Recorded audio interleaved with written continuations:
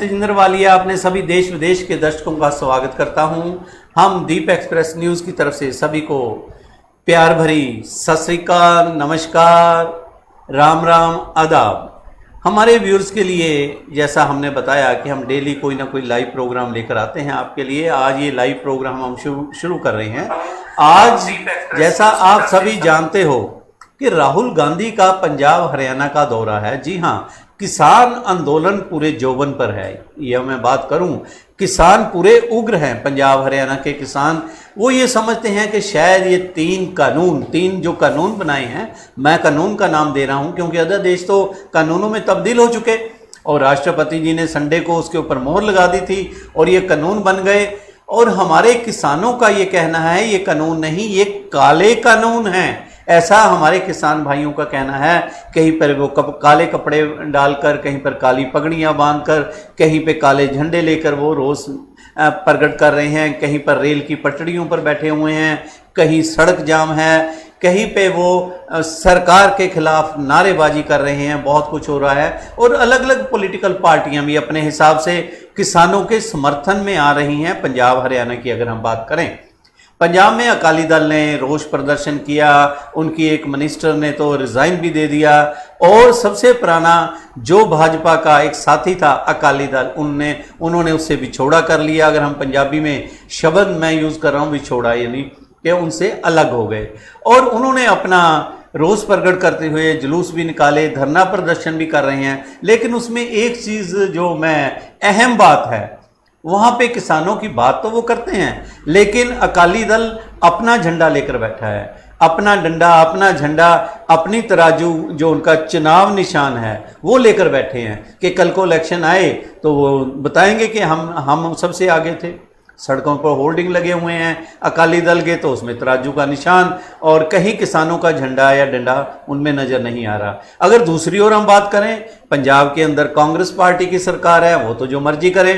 राहुल गांधी जी वहाँ पर किसानों के नाम पे बात कर रहे हैं, काले कानून का जो कह रहे हैं काले कानून लागू हुए हैं उनको हम रद्द करेंगे। अगर बात की जाए, अपोजिशन का ये कहना है, भाजपा आज ये कह रही है यही कानून कांग्रेस सरकार भी लेके आई थी।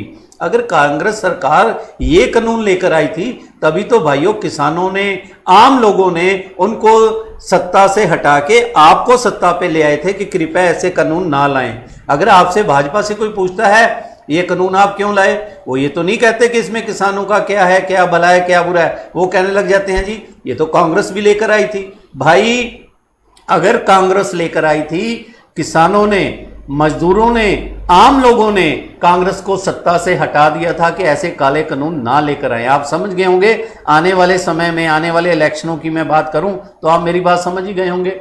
लेकिन राहुल गांधी जी वहां पर जोर शोर से भाषण दे रहे हैं, अमरिंदर सिंह जी भी उनके साथ हैं, वहां पे भी किसानों का झंडा गायब है। वहां पे भी कांग्रेस अपना झंडा, अपना पंजा लेकर आगे चल रही है। किसानों की बात या किसानों का कोई नेता उनकी स्टेज पर आकर नहीं बोला, सिर्फ कांग्रेस अपने हिसाब से ही बात कर रही है किसानों की। और आज हरियाणा में भी एंट्री हो गई। अगर हम हरियाणा की बात करें, हरियाणा में जाजापा जो पार्टी है, जननायक लोक शक्ति पार्टी, जो बनी ही चौधरी देवीलाल जी के नाम पे थी, जो कहते हैं कि चौधरी देवीलाल जी ही हमारे आदर्श हैं और उन्हीं के सिद्धांतों को हम आगे लेकर चल रहे हैं। और उनके 10 एमएलए जो चुनकर आए थे अभी हरियाणा के इलेक्शन में, वो 10 के 10 दुष्यंत चौटाला जी, शायद किसानों की बात, किसानों की वोटें भूल के वो भी भाजपा के साथ, जिसके खिलाफ वो इलेक्शन लड़े, उन्हीं के साथ मिलकर उन्होंने सरकार बना ली।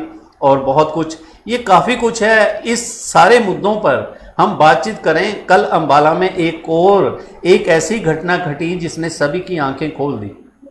वो घटना थी, हमारे एक आरती भाई ने सुसाइड कर लिया कल अंबाला में। सबसे पहले कल दीप एक्सप्रेस न्यूज़ ने दिखाया कि हमारे एक साथी जो मदन लाल, जिनका नाम था, आड़त की दुकान थी, 65 नंबर उनकी दुकान थी, उन्होंने ये बताया, उन्होंने जो अपना लास्ट में जो कहते हैं डेथ से पहले या फांसी लेने से पहले जो उन्होंने नोट लिखा, उसमें उन्होंने कहा कि अंबाला का डीएम हैफर्ड उनसे 10 लाख रुपए मांग रहा है रिश्वत के। वो पहले भी 1-2 लाख रुपया हर साल दिया करते थे, इस साल वो कहते थे हम 3-4 लाख भी। उनके भाई की स्टेटमेंट हमने दिखाई, ये हम सभी आज डिस्कस करेंगे। ये बहुत मुद्दे हैं। और कुछ दिन पहले किसानों का अम्बाला में धरना चल रहा था, किसान यूनियन का, और उस वक्त डीएसपी हमारे जो सीआईडी के थे उनका भी भाषण हमने दिखाया, हमारे डीएम जो मार्केट कमेटी के थे उनकी भी हमने बात रखाई, सेक्रेटरी मार्केटिंग कमेटी और कई गवर्नमेंट के नुमाइंदे किसानों के आगे पीछे घूम रहे थे कि भाई ये धरना ख़त्म कीजिए, कोई बात कीजिए। किसानों की उस वक्त सिर्फ यही डिमांड थी कि जो जीरी अंदर उसके अंदर आई हुई है, कंपाउंड के अंदर आई हुई है, कमेटी के जो नुमाइंदे वहाँ बैठे हैं उनकी पर्ची काट दें, वहाँ से लिफ्टिंग हो जाए, और जो और किसान लेकर आ रहे हैं उनको पर्ची काटने में या पोर्टल पे चढ़ाने में कोई दिक्कत ना हो। ये सभी बातें सरकार ने आज से 2-3 दिन पहले मान ली थी, किसानों ने अपना धरना उठा लिया, लेकिन उसके बाद अभी भी वहीं की वहीं घूम फिर के बात वहीं आ जाती है। किसान 2-3 दिन से फिर परेशान है, आज भी किसान पसीनों पसीना हुआ वहाँ पर खड़ा है।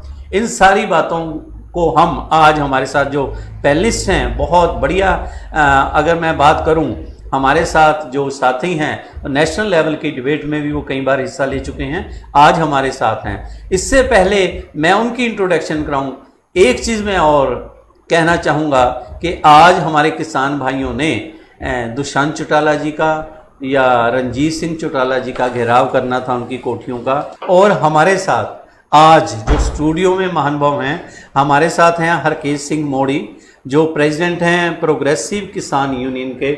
हम आपका स्वागत करते हैं। और अंबाला के अंदर जो धरना प्रदर्शन शुरू हुआ इन्हीं की देखरेख में शुरू हुआ था। पीपली के अंदर भी इनका बहुत बड़ा योगदान रहा था किसान भाइयों के साथ, और बहुत पुराने काफ़ी समय से ये किसानों की समस्याओं को समय समय पर नेशनल लेवल तक उठाते रहे हैं, सेमिनारों में भाग लेते रहे हैं। और हमारे दूसरे हमारे साथी हमारे पैनलिस्ट शिक्षाविद हैं और समाज सेवी हैं, बुद्धिजीवी हैं, मैडम रीना सिंगला जी। मैडम रीना सिंगला, हम आपका स्वागत करते हैं। और सबसे पहले मैं आपसे ये का स्वागत करते हुए ये रिक्वेस्ट भी करूंगा कि हमारा जो स्टूडियो है ये सैनिटाइज होता है दोनों टाइम, और गवर्नमेंट की इंस्ट्रक्शन के मुताबिक हम पूरा चल रहे हैं। बेशक आप कुछ देर के लिए बातचीत करते हुए स्टूडियो के अंदर आप उतार सकते हैं, बाहर जाएंगे आप फिर लगा लेना, कोई दिक्कत नहीं है।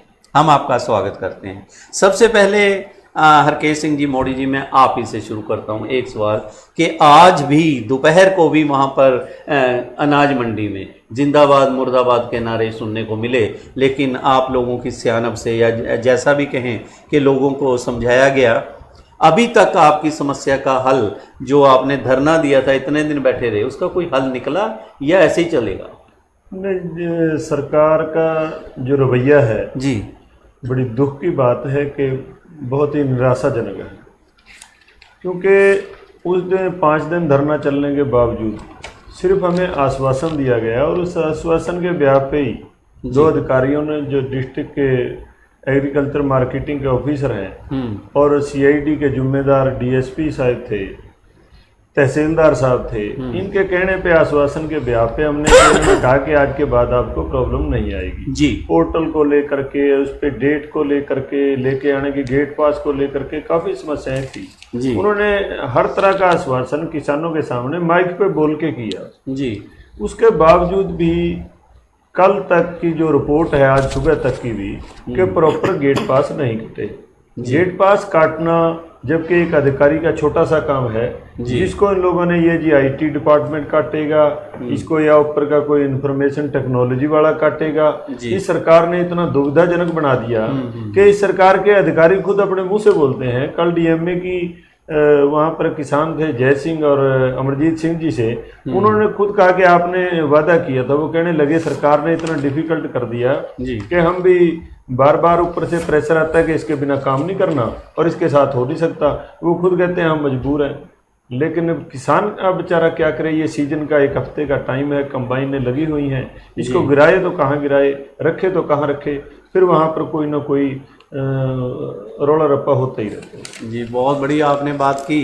मैडम मैं आपसे भी बात करूं इससे पहले, हमारे बहुत से व्यूअर्स ये प्रोग्राम देख रहे हैं, अपने अपने सुजेशन या अपनी अपनी बात रख रहे हैं। जैसा मैं फिर एक बार कहूं कि हमारा ये लाइव प्रोग्राम चल रहा है, आप अपनी बात हमारे पैनलिस्ट से हमारे साथ कर सकते हैं, जो आपके दिल में बात हो। आप सरकार से कहना चाहते हो, आप किसान भाइयों से कहना चाहते हो, हमारे पैनलिस्ट से कहना चाहते हो, देशवासियों से कहना चाहते हो, हमारे माध्यम से आप रख सकते हैं। हमारा दीप एक्सप्रेस न्यूज़ का प्रोग्राम लाइव चल रहा है जो आप देख रहे हैं।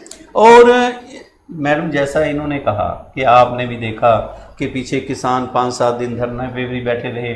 इनका कहना है कि जो सरकारी कर्मचारी हैं इनको ये लगता है कि उनके हाथ बंधे हुए हैं, ना उनको काम करने दिया जा रहा है। उन कहते कुछ हैं, उनकी बात ही पूरी नहीं होती।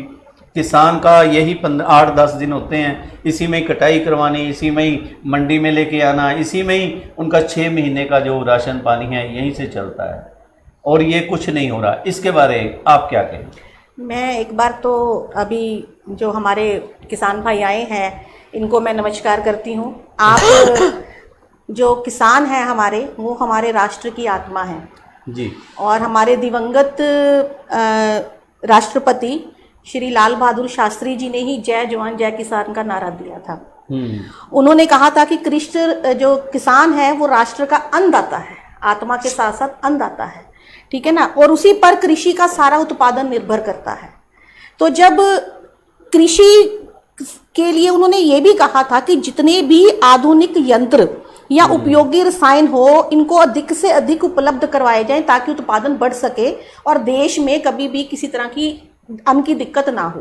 और ये सब जो हमारे बड़े जो हमारे लोग कह गए, जो हमारे राष्ट्रपति भी पुराने रहे हैं या प्रधानमंत्री रहे हैं, तो ऐसा सब कुछ जो हो रहा है वो वाकई ही हर देश के हर नागरिक की रूह को कंपा रहा है कि हमारे जो अन्नदाता हैं, हमारे जो किसान हैं, हमारे आप ये देखिए जो जिनकी वजह से हम जीवन यापन कर रहे हैं, मैं तो ये कहूंगी अन्नदाता एक होता है जीवन दाता। जीवन देने के बाद शरीर को चलाने के लिए सबसे पहले जरूरत होती है अन्न की, क्योंकि घुट्टी भी जब देते हैं अन्न ही होता है, वो भी किसी ना किसी तरह से उपजा ही होता है, शहद है ना, वो भी अगर खेत होंगे पेड़ होंगे तभी मधुमक्खियां भी होंगी, है ना।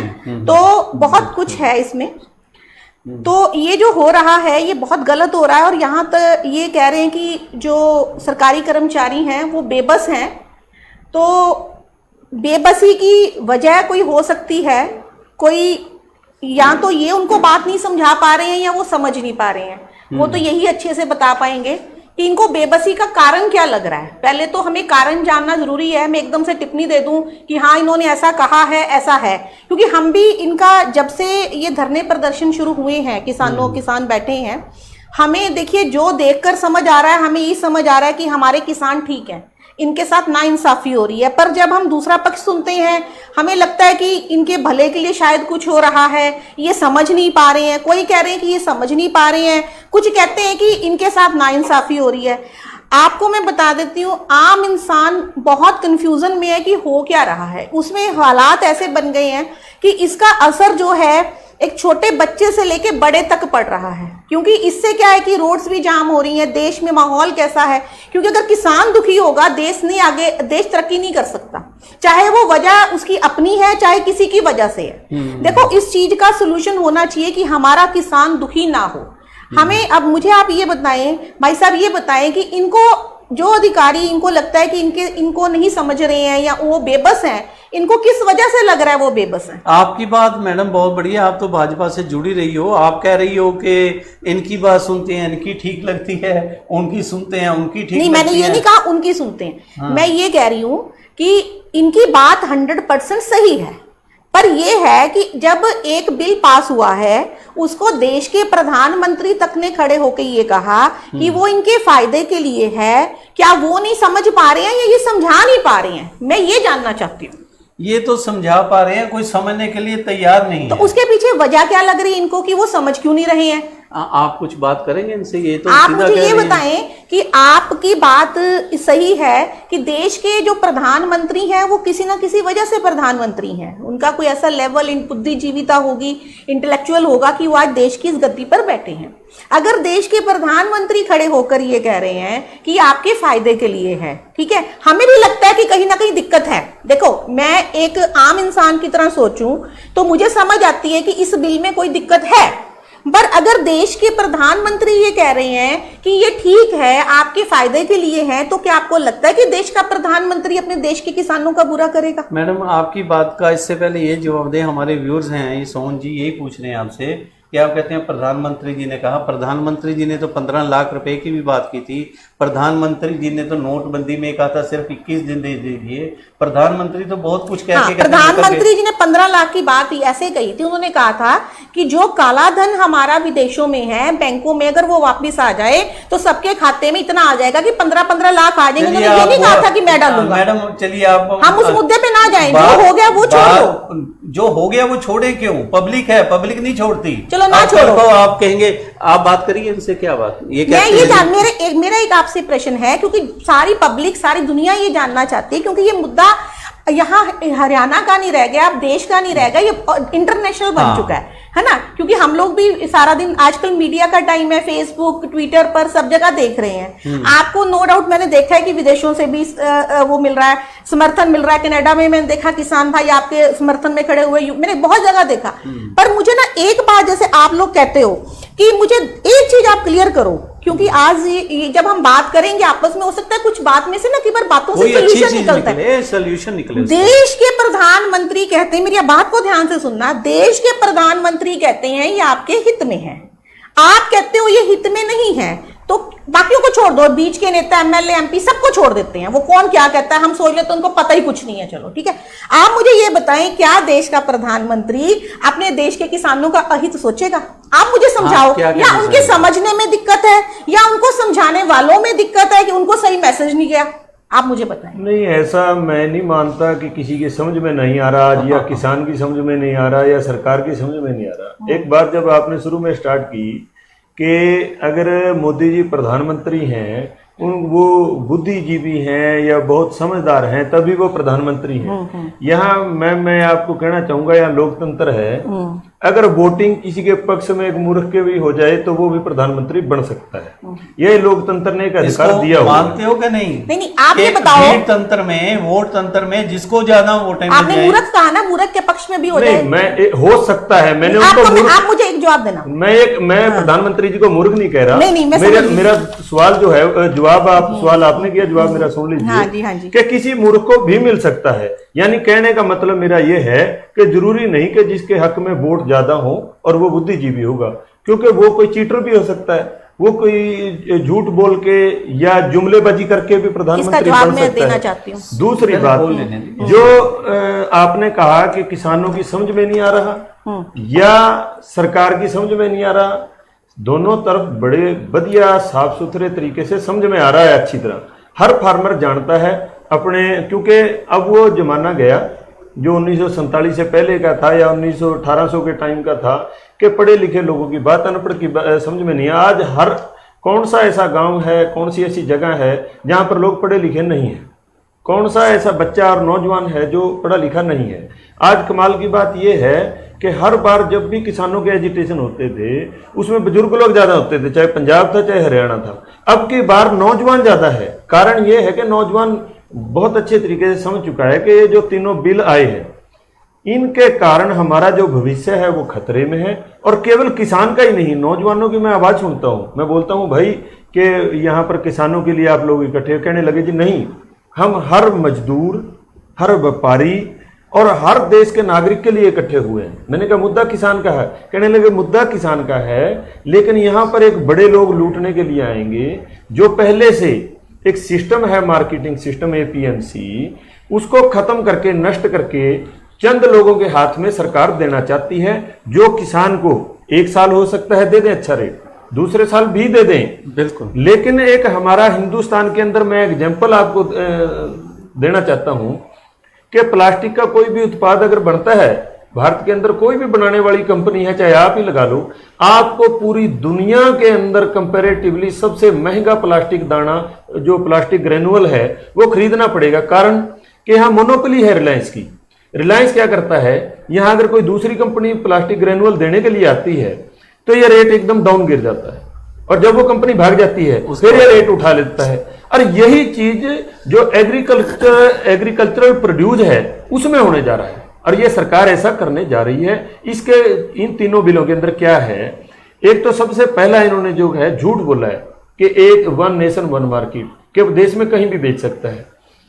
सबसे पहली बात तो यह है कि किसान पहले बाध्य कब था बेचने में? बिल्कुल, कौन सा ऐसा कानून था जिसने बाध्य रखा हुआ था? इन्होंने खोला। ये एक बेवकूफ बनाने के लिए बहुत बढ़िया लैंग्वेज इन्होंने यूज की है कि किसान के हम हित में कुछ करने जा रहे हैं, ये एक दे दिया। हर आदमी यही सोचता है, इससे आगे की बात नहीं पड़ता वो तीनों कानूनों में कि कुछ अच्छा भी कि हर एक जगह किसान बेच सकता है, इसमें तो अच्छा किया सरकार ने।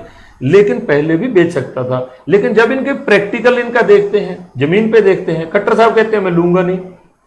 यहां जो कभी कहते हैं पंजाब का नहीं लूंगा, चलो किसान हरियाणा वाला का ले लो। हरियाणा वाले को बोलते हैं आप मंडी में लेके मत आइए, तो कब लेके आए? हम मैसेज भेजेंगे तो लेके आना। ये उल्टा परेशान कर रहे हैं कि जब हम बताएंगे तब लेकर आना। आपने आज मान लो धान का ऐसा है 5-6 दिन का सीजन है, प्रोक्योरमेंट स्टार्ट होगी, किसान ने उस हिसाब से कटवानी स्टार्ट कर दी। इसको स्टोर नहीं कर सकते आप। जैसे गेहूं है, बीट को आप 15 दिन 20 दिन 6 महीने स्टोर कर सकता है फार्मर, लेकिन धान को नहीं कर सकता। मैं यहाँ थोड़ी सी आपकी बात आप आगे रखना, मैं मैडम थोड़ी सी आप लोगों के लिए, क्योंकि आप तो गांव से रही हो, अमृतसर के पास आपका गांव था। मैडम, जो हमारी कनक है, कनक को हम स्टोर कर सकते हैं, कटी हुई कनक के बाद उसको हम स्टोर कर सकते हैं, लेकिन धान ऐसा है इसको हम ज़्यादा नहीं रख सकते। 20-25 दिन के बाद इसमें नमी आ जाएगी, 3 दिन के बाद तो ये काली होनी शुरू हो जाती है। तो ये जो कानून बना रहे हैं वो एसी रूम में बैठ के तो बना रहे हैं, लेकिन शायद वो जो मिट्टी में खेला हो ना जी, उसी को पता होता है कि मिट्टी का भाव क्या है। जिसने मिट्टी देखी ही नहीं उसको क्या पता मिट्टी का भाव क्या होता है मैडम। और दूसरी बात, हमारे सोहन आर्या जी लिख रही हैं, वैसे तो हमारे दर्जनों मेरे पास मैसेज एकदम आ चुके आप लोगों की बहस में। रीना मैडम, सब कैंडिडेट इलेक्शन से पहले कहते हैं कि हम सब वर्ग की प्रॉब्लम सॉल्व करेंगे, लेकिन जिनके जीतने के बाद ऐसा नहीं हो रहा। कोरोना की महामारी में पीटीआई टीचरों का धरना, किसानों का धरना, आशा वर्कर का धरना, बिजली बोर्ड का धरना, नर्सों का धरना, धरने ही धरने, लेकिन कोई भी लीडर आगे आके बात करने को तैयार नहीं। उनको यही नहीं पता कि वो किसकी गाइडेंस में चलें। हमारे प्रदीप जी लिख रहे हैं, अभी भी देर नहीं हुई, किसानों की सुन लो, नहीं तो हालात बेकाबू भी हो सकते हैं। इस तरह के हमारे लिख रहे हैं साथी। एक साथी तो लिख रहा है कि भाजपा कहती है कि ये बिल कांग्रेस लेकर आई थी। भाई, कांग्रेस को तो लोगों ने सबक सिखाया, इसीलिए आपको लेकर आई थी। अगर आपने कांग्रेस के ही बिल लेकर आने हैं तो फिर तो कांग्रेस में आप में फर्क क्या है? इसके बारे आप कुछ कहेंगे?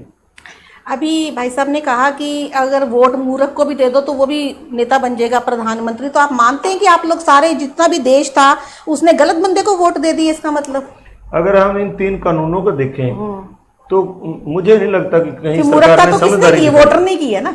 मूर्खता तो वोटर ने की है ना। बिल्कुल ठीक कह रहे हो, मूर्ख तो वोटर है, वोटर ही हुआ ना फिर। हाँ, वोटर तो है ही मूर्ख। हम वोटर को मूर्ख नहीं कहेंगे जी। आपने कहा कि मूर्ख हो जाता है वो, किसी मूर्ख को भी वोट, इनकी सुनिए, आपने तो कह दिया ना वोटर मूर्ख है। हाँ, हम वोटर मैंने ये नहीं कहा वोटर मूर्ख है। मूर्खता किसने की? फिर आपको पहले सोचना चाहिए था। वोट किसान ने भी दी नहीं, लेकिन एक आदमी का कहीं अगर इतिहास देखा हो, अगर मोदी जी पहले 20 साल कहीं प्राइम मिनिस्टर रहे होते तो हो सकता था। लेकिन जब इनको बनाया, इन्होंने कहा 15 लाख का दे दिया, कहीं हिंदू कार्ड इन्होंने खेला, कहीं किसान के, उन्होंने उस टाइम इनकी स्टेटमेंट इतनी बढ़िया थी। आज के कानून बिल के अंदर जो लैंग्वेज लेके आए इससे भी बढ़िया थी कि जैसे ही मैं बैठूंगा पहली ही मीटिंग में पहला ही काम किसान की कर्जा मुक्ति, पहला ही काम किसान की आय दुगनी, ये बोलते थे उस टाइम। तो बातों में तो आप आए हो ना। हाँ, देखो इसमें मैं बातों में तो देश आया ना। आप ये देखो, ये तो एक मिनट बाद में अंग्रेजों वाली बात होगी ना, जब अंग्रेज आए थे वो भी ऐसे ऐसे लंबी लंबी बातें करते थे। हमें एक चीज सीखनी चाहिए, हम किसी की बातों में ना आए। मैडम बाद में रोने का क्या फायदा? आप सुनिए, आप समझदार बनो, आप मानते हो ना बातों में आए। मैडम आप मानते हो ना भाई साहब, आप बातों में आए, 15 लाख के लालच में आ गए, कभी किसी चीज की बातों में आ गए, कभी किसी चीज की, आगे के लिए समझदार बन जाओ। इसी बात का मैम जी मैं आपको जवाब देता हूँ कि विश्वास करने वाला कभी मूर्ख नहीं होता, विश्वास तोड़ने वाला होता है। विश्वासघात आदमी जो है उसको मूर्ख कह सकते हैं, विश्वास करने वाले को कैसे कह सकते हैं? वोटर ने विश्वास किया, जिसने विश्वास तोड़ा आज उसको मूर्ख कहें। फिर आपने तो लोग 60 साल से आपसे आपको विश्वास दिलाते आ रहे थे, आपने 60 साल वाला विश्वास तोड़ के एकदम नए बंदे पे विश्वास कर लिया। हाँ बिल्कुल हो सकता है, ऐसा आपकी पार्टी पे विश्वास किया कि अगर वो आप छोड़ो जी पार्टी की बात हो रही है, बात किसानों की हो रही है, विश्वास की हो रही है। आप किसान की बात आप हो रही है, भाजपा की बात करते हो। आप 60 साल से जिस पर आपका विश्वास था, आपने 15 लाख रुपए के लिए या बड़ी बड़ी बातों के लिए, जिसको आजकल आज की डेट में सारे जुमला कहते हैं, उन पर विश्वास कर लिया आपने। मतलब अपना विश्वास 60 साल वालों ने करने का अधिकार है ना किसी को। मतलब आप 60 साल वालों पे आपको विश्वास नहीं था अपने? नहीं, क्योंकि कमियां उनकी सुनिए, कमियां तो थी। अगर कमियां उनकी थी, मैं इतना बुरा हाल बता रहा हूँ भाई साहब, अगर उनकी कमियां थी तभी तो आपको लेके आए। नहीं होती जी। अच्छा, हम में भी हैं कमियां? कमियां तो सब में होती हैं। अब आप कह रहे हो कि हम में भी कमी है। अगर मैडम प्लीज हमारे व्यूअर्स जो प्रोग्राम देख रहे हैं, अगर कांग्रेस में कमी थी, अगर कांग्रेस इस तरह के बिल लेकर आ रही थी, तभी किसानों ने, तभी मजदूरों ने, तभी आम पब्लिक ने कांग्रेस को साइड पे करके आप लोगों के लेकर आई थी कि आप पब्लिक की बात करेंगे, बेहतरी की बात करेंगे। आप जादूगर की तरह। मैं तो एक सिंपल सी कार्यकर्ता थी। आप सिंपल कार्यकर्ता हो। मैं नेता, आप अपने आप ही बोलते रहे। उस दिन हमारा जिला अध्यक्ष बोल नहीं गया जी वो नेत्री नहीं है, मैं तो नेता हूं। ना मुझे चुना किसी ने, ना मुझे टिकट दी कभी किसी ने। मैं तो ऐसे रोड़ा पाई फिरती हूँ, मोदी जी काम करी जाती हूँ। कोई काम यहाँ तो वो चलते हैं जो काम नहीं करते। आप मोदी जी करती हो तो किसानों का हल भी तो कराओ मोदी जी से। देखो ऐसा अगर सुनिए, आप मोदी जी बहुत हमारे प्रधानमंत्री हैं, हमारा सब कुछ है, देश को चला रहे हैं पूरा। मैं ये बात कहूं, तीनों कानूनों की बात कर रहे हैं मैडम। मैं कई बार भाजपा को कह चुका हूं, हमारे एमएलए साहब से भी मैं रिक्वेस्ट कर चुका हूं, मैंने संदेशे भी भेजे, यहां से भी संदेशा भेज रहा हूं कि अगर भाजपा का कोई नेता यहां आकर बात हमारे साथ करना चाहे किसानों के बारे में, सिर्फ किसान ये चाहते हैं, चलो तीनों बिल अच्छे हैं, माड़े हैं, एमएसपी की वो बात करते हैं कि हम देंगे, हम नीचे नहीं आने देंगे, यही कहते हैं ना, एमएसपी मिलेगा। तो एक लाइन ये रिटर्न में क्यों नहीं उसमें कानून में डालते? तो 15 लाख भी रिटर्न में कहां दिया था जिन्होंने विश्वास कर लिया था? वो तो तुम्हारी पार्टी है, तुम बताएंगे। हम गरीब लोगों हम जैसे गरीब लोगों ने विश्वास कर लिया। तो आप पहले 15 लाख मिले नहीं, फिर आप कहते हो हमारे साथ धोखा हो गया, फिर आप आगे फिर आपने 5 साल बाद फिर सरकार बना दी। जब 5 साल में 15 लाख नहीं मिले थे, बाकी चीजें नहीं मिली थी, आपको मिले? क्यों विश्वास किया? आपको मिले? मैंने तो मांगी नहीं। आपने मांगी? मुझे पता ही था नहीं मिलने। आपको पहले पता था? इनको पता था, पैसा आएगा। इनको पता था कि जुमलेबाजों की सरकार है। नहीं मुझे पता इनको पता था कि हम जुमलेबाज हैं। आपको ये पता था कि हम जुमलेबाज? ना मुझे ये था कि जब फॉरेन से पैसे आएंगे तब मिलेंगे, वो आए नहीं। एक चीज और बताओ, मुझे ये भी पता लगा था कि आप भाजपा की कैंडिडेट के लिए भी आपने अप्लाई किया था। तो टिकट नहीं मिली, नहीं दी। ओहो, तो फिर आप भी तो जुमलेबाजों में ही थे फिर। जुमलेबाज मैंने ये सोचा था, मैंने इतना ग्राउंड लेवल पे काम किया है, मैं इतना ईमानदारी से पब्लिक को सुनती हूँ, काम करती हूँ, उल्टा मेरे पे इल्जाम लगा दिए। मेरे को टिकट ही नहीं दी। टिकट उनको दे देते हैं जिनको जो पैसे, जिनके पास पैसा पूसा होता है। ना मुझे मिले, ना मैं दे सकती थी। पैसा पूसा कैसे? पता नहीं, सुनने में आया था जी कि टिकट का क्या सिस्टम है, मुझे नहीं पता जी, वो हाईकमान जाने। नहीं, आपने मुझे मिली नहीं, पर जबकि सारा शहर ये कहता है कि मुझे अगर मिलती। आपने बहुत बड़ी बात की। 1 मिनट, मिली ना मिली इट इज सेकेंडरी इशू। आपने अप्लाई किया, आपने कहा कि वहां टिकट मिलने के लिए पैसा फूसा होता है, कुछ ऐसी बात नहीं, लोगों ने कहा, मैंने नहीं कहा। लोगों ने क्या कहा? लोगों ने यही कहा कि जिसके पास मोटी थैली है उसको मिलता है। मोटी थैली किस? मैं बंदा मोटा होने से नहीं मिलता ना, मोटी थैली होने से मिलता है। किस चीज की मोटी पता थैली? नहीं, मुझे क्या पता किस चीज की मोटी थैली। चलिए खैर, हमारे पीके सचदेवा जी वेलकम कर रहे हैं। रीना सिंगला जी, आपको बहुत दिनों बाद टीवी पे हम देख रहे हैं, आपका धन्यवाद करते हैं। प्रदीप जी लिख रहे हैं, कोरोना काल में भी चलिए काफ़ी कुछ लिखा है इन्होंने। तरसेम अग्निहोत्री जी भी लिख रहे हैं, किसानों की बात कर रहे हैं।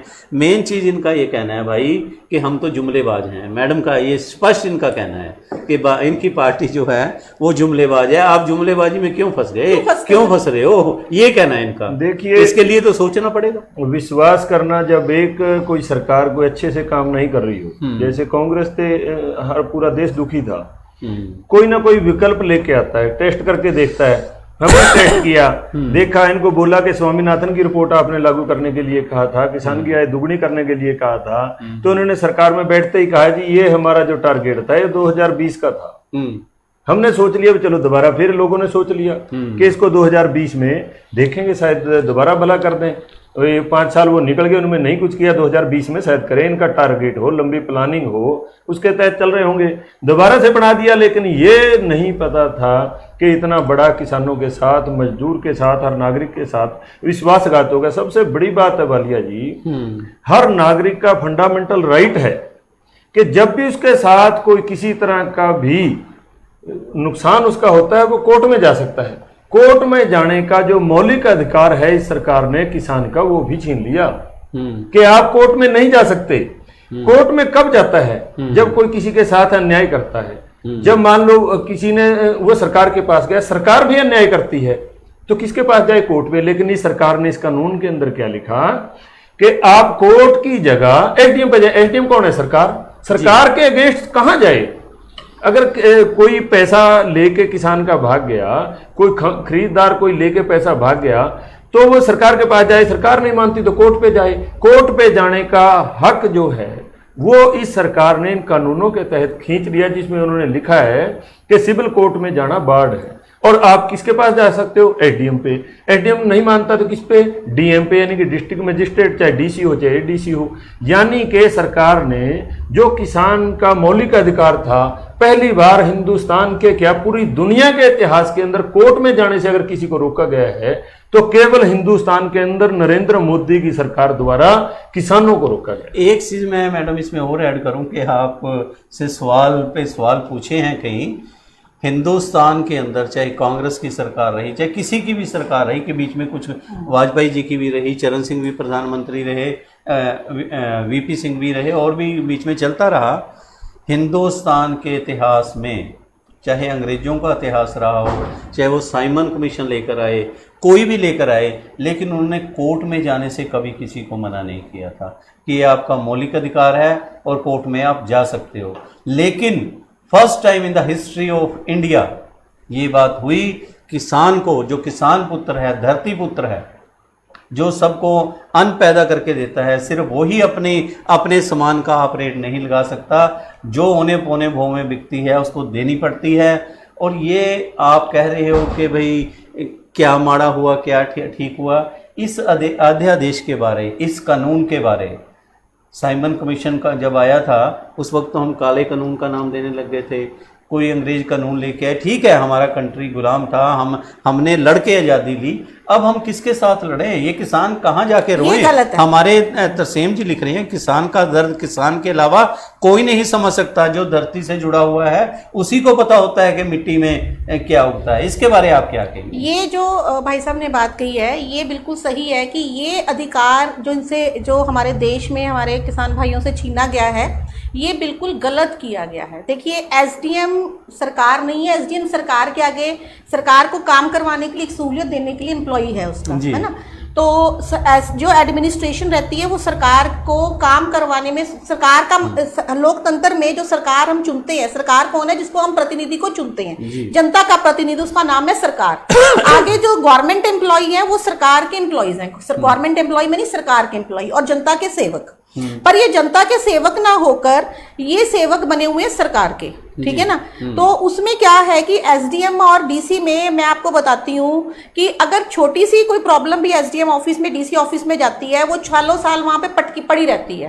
उसकी सुनवाई, मैं आपको वही बता रही हूँ, उसकी सुनवाई करने वाला कोई नहीं होता। एसडीएम के पास कोई बड़ा लिखा बड़े से बड़ा बंदा चला जाए, डीसी के पास चला जाए, पर उनके वहां जो बाहर रिसेप्शन पे लोग बिठा रखे होते हैं, कोई सक्षम होते हैं, कोई डीसी रेट पे बैठे हैं, कोई सरकारी परमानेंट एम्प्लॉइज तो बाहर खास बैठे नहीं हुए किसी भी दफ्तर में, सब प्राइवेट टाइप के बैठे हुए हैं, उनको इंस्ट्रक्शंस होती हैं, वो इतना बुरी भाषा यूज करते हैं, दुत्कारते हैं।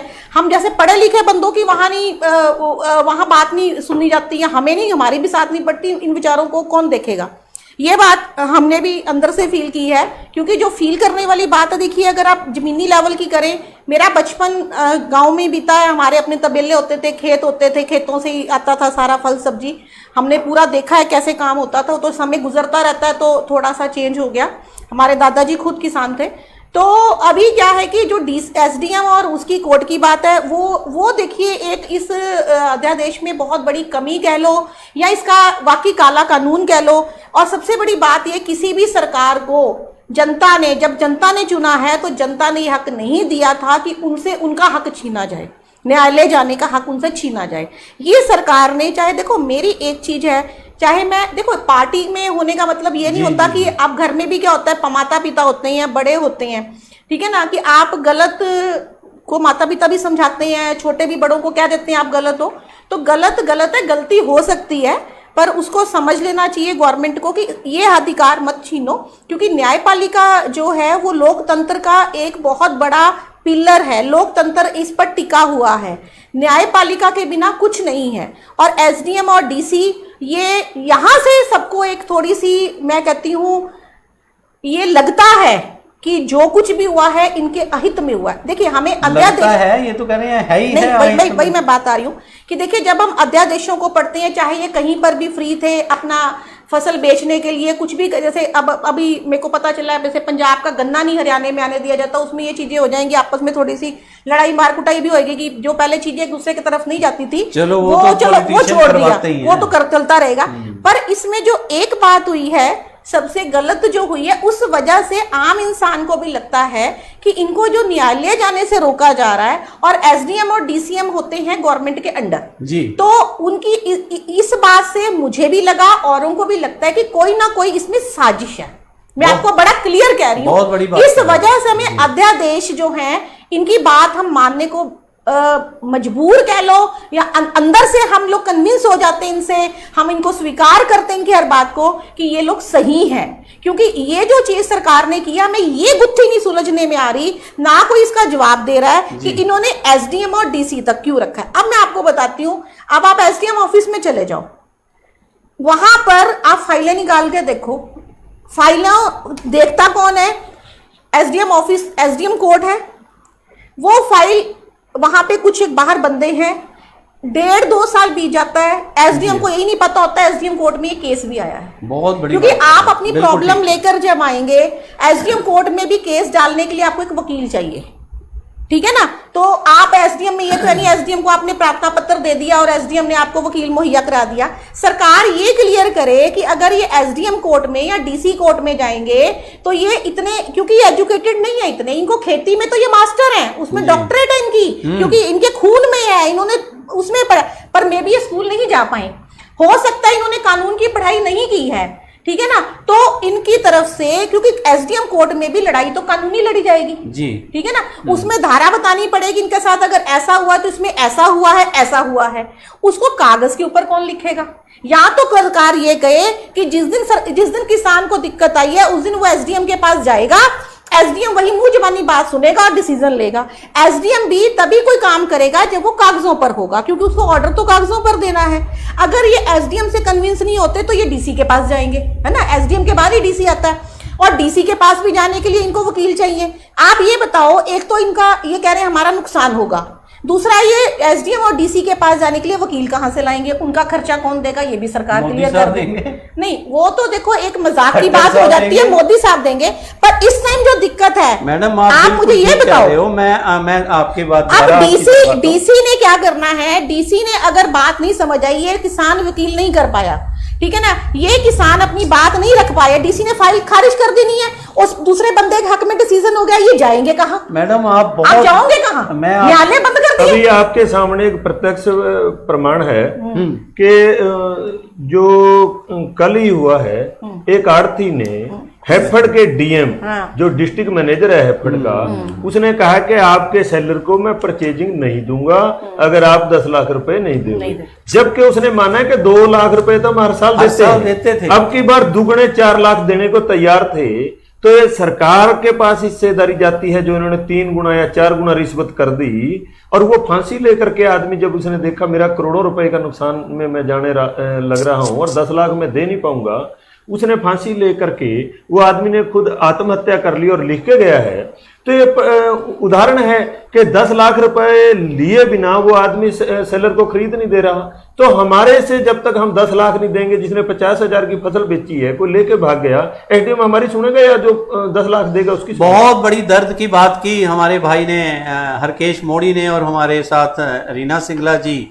मैं कहता हूं हमारा सच का दर्पण है, कम से कम सच बोलने की हिम्मत रखिए। जैसे रीना जी ने बात की, पार्टी से ऊपर उठ के इन्होंने बात की कि हाँ इसमें कुछ कमियां हैं। मैडम मैं आपसे रिक्वेस्ट करूंगा कि जैसे आप हर एक चीज़ मोदी साहब के उसमें लेकर आते हो, चाहे छोटी छोटी अंबाले की दिक्कतें थी, आप लेटर लिखते हो, मैंने देखा भी है, ये लेटर भी आप हमारे कहने से जरूर मोदी साहब को लिखना। आगे मैं बात करता हूँ, आप साथ ही जवाब देना। और जैसा हमारे पास कई मैसेज आ चुके हैं, जो अभी हरकेश जी ने बात की कि जो एक आड़ती के साथ कल हुआ, देखिए कितने दुख की बात है कि अगर कहीं किसी पड़ोसी की डेथ हो जाती है तो लोग वैसे ही अफसोस करने आ जाते हैं। मैं इस बात से हैरान हूँ आड़ती भाइयों के ऊपर कि कल बिल्कुल उनकी आंखों के सामने उनका एक साथी फंदा डाल के फांसी ले रहा है और पुलिस आ रही है, लेकिन शायद दूसरे आड़तियों ने वहाँ पे खड़ना भी ठीक नहीं समझा। और जो चुपचाप बातें कर रहे थे आड़ती, हमारे पास रिकॉर्ड में, मैं दिखाना नहीं चाहता, अगर ज़रूरत पड़ी तो ज़रूर दिखाऊंगा। आड़ती ये बात कर रहे थे कि आप तो चला गया, ये हमारी जानों भी स्यापा पा गया, 2-2, 3-3 लाख की अब क्या है, यही फाइलें खुलेंगी। इस तरह की बातें कि दूसरे आड़ती भी देते होंगे, दूसरे शेलर वाले भी देते होंगे। 2 लाख 3 लाख तो उन्होंने कहा है, उसका भाई शरेआम रो रहा है, उसके बच्चे रो रहे हैं कि 10 लाख रुपए मांगे, वो मरता हुआ लिख के जा रहा है। अगर हम कहते हैं कि डाइंग डेथ के ऊपर जो आपने एक लाइन लिख दी वो सत्य मानी जाती है। अभी तक कोई एक्शन नहीं हुआ। चौकी इंचार्ज जी कह रहे हैं 376 का पर्चा दर्ज होगा, ये होगा, वो होगा। देखिए ये है हिंदुस्तान का हाल। और उसके अंदर जब हमने ऑफ द रिकॉर्ड बात की हैफेड वालों से, हैफेड वाले जिनका नाम आ रहा है वो तो गायब हैं।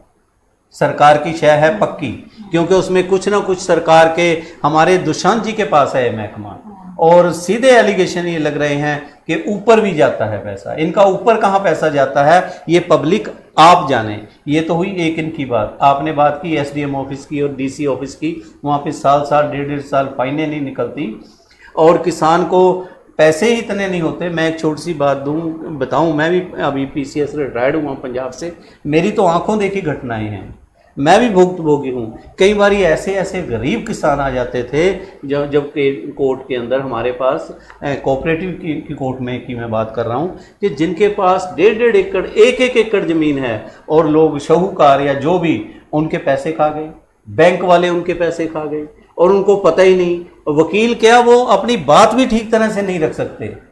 ऐसे लोगों का, ऐसे गरीब किसानों का होगा क्या अगर ये इस तरह के काले कानून।